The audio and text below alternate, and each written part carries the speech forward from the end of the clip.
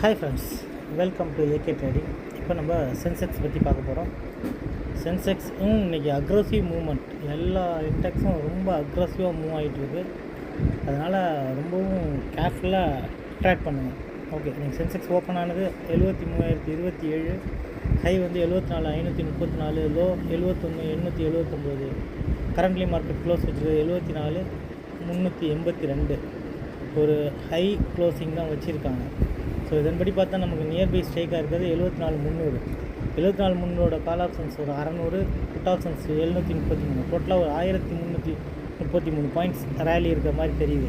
இதன்படி பார்க்க போனோம்னா நமக்கு இமீடியட்லி ரெசிஸ்டன்ஸாக இருக்க போகிறது 74,900, ரெசிஸ்டன்ஸ் 2ஆக இருக்க போகிறது 75,633, சப்போர்ட் 1 73,567, சப்போர்ட் 2 72,967.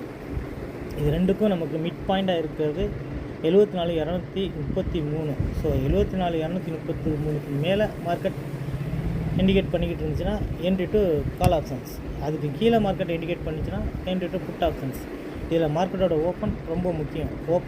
ஓப்பனுக்கு மேலே எஸ்டர்டே ஹை, அதாவது இன்றைக்கி வந்து ஹைக்கு மேலே இருந்துச்சுன்னா டெஃபினெட்லி மிச்சருக்கு 1000 பாயிண்ட் மூவ் பண்ணிடுவாங்க. 75க்கு மேலே போயிடும் மார்க்கெட்டு.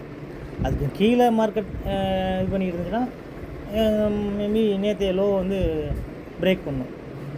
ஸோ ரொம்ப கேர்ஃபுல்லாக ட்ரேட் பண்ணுங்கள். ரொம்பவும் அக்ரெசிவாக மார்க்கெட் இருக்குது.